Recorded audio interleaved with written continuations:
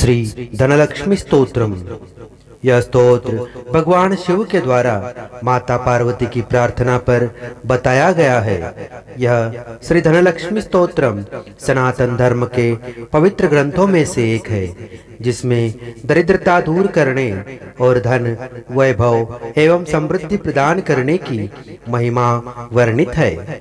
श्री धनलक्ष्मी स्तोत्रम एक ऐसा दिव्य पाठ है जो भक्तजनों को आर्थिक कठिनाइयों से मुक्ति प्रदान करता है और सुख समृद्धि का आशीर्वाद देता है। यह स्तोत्र माँ लक्ष्मी की आराधना करते हुए उन्हें प्रसन्न करने का एक विशेष उपाय है। इसमें माँ लक्ष्मी के स्वरूप, गुण और महिमा का विस्तार से वर्णन किया गया है।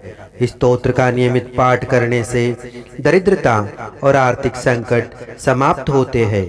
भक्त को धन, धान्य और वैभव का आशीर्वाद प्राप्त होता है। घर परिवार में सुख, शांति और समृद्धि बनी रहती है। पाठ करने से भगवान शिव और माता लक्ष्मी की विशेष कृपा प्राप्त होती है। यह स्तोत्र भक्तों की सभी मनोकामनाओं को पूर्ण करता है। पाठ से घर और जीवन में सकारात्मक ऊर्जा का संचार होता है।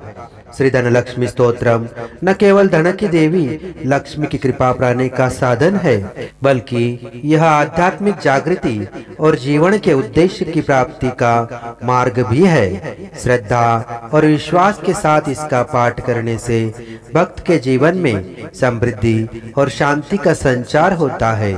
इस स्तोत्र के नियमित पाठ से भक्त अपने जीवन में धन, वैभव और समृद्धि की प्राप्ति करता है। यह स्तोत्र माँ लक्ष्मी की कृपा प्राप्त करने का एक प्रभावी साधन है। श्री धनदा उवाच। देवी देवमुपागम्य नीलकण्ठं मम प्रियं कृपया पार्वती प्राह शङ्करं करुणाकरम्। श्रीदेवी उवाच।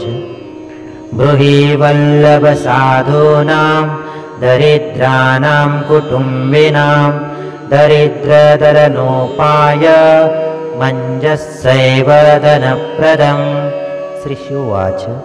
पूजयन् पार्वती वाक्य मीदमाह महेश्वरः उचितं जगदम्बासि तव भूतानुकम्पया ससीतं सानुजं रामं साञ्जनेयं सहानुगं प्रणम्य परमानन्दं वक्ष्येऽहं स्तोत्रमुत्तमं।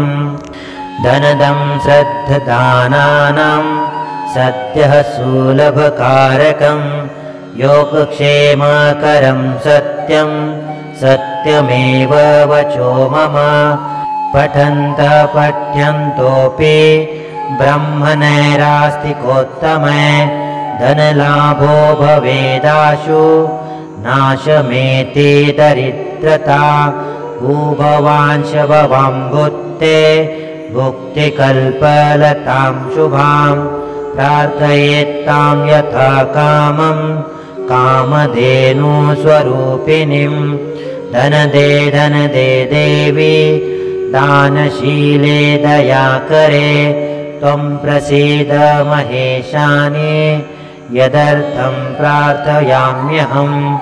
धरामरप्रिये पुण्ये धन्ये धनद पूजिते सुधनं धार्मिके देहि यजमानाय सत्वरं। रम्ये रुद्रप्रिये रूपे रामरूपे रतिप्रिये शिखे सखमनोमूर्ते प्रसीद प्रणते मयि। आरक्तचरणाम्भोजे सिद्धि सर्वार्थदायिके दिव्याम्बरधरे दिव्ये दिव्यमाल्यानुशोभिते समस्तगुणसम्पन्ने सर्वलक्षणलक्षिते शरच्चन्द्रमुखे नीले नीलनीरजलोचने चञ्चरीकचमूचारु श्रीहारकुटिलालके मत्ते भगवती मातः कलकण्ठरवामृते हासावलोकनैर्दिव्यैर् भक्तचिन्तापहारिके रूपलावण्यतारुण्य कारुण्यगुणभाजने कनत्कङ्कणमञ्जिरे लसल्लीलाकराम्बुजे रुद्रप्रकाशिते तत्त्वे धर्माधारे धरालये प्रयश्च यजमानाय धनं धर्मेकसाधनं मातस्त्वं मे विलम्बेन दिशस्व जगदम्बिके कृपया करुणागारे प्रार्थितं कुरु मे शुभे वसुधे वसुधारूपे वसुवासववन्दिते धनदे यजमानाय वरदे वरदा भव ब्रह्मणैर्ब्राह्मणे पूज्ये पार्वती शिवशङ्करे स्तोत्रं दरिद्रताव्याधि शमनं सूदनप्रदं श्रीकरे शङ्करे श्रीदे प्रसीद मयि किङ्करे पार्वतीश प्रसादेन सुरेश किङ्करेरितं श्रद्धया ये पठिष्यन्ति पाठयिष्यन्ति भक्तितः सहस्रमयुतं लक्षं धनलाभो भवेत् ध्रुवं धनदाय नमस्तुभ्यं निधि पद्माधिपाय च भवन्तु त्वत्प्रसादान्मे धनधान्यादि सम्पदः इति श्रीधनलक्ष्मी स्तोत्रं सम्पूर्णम्।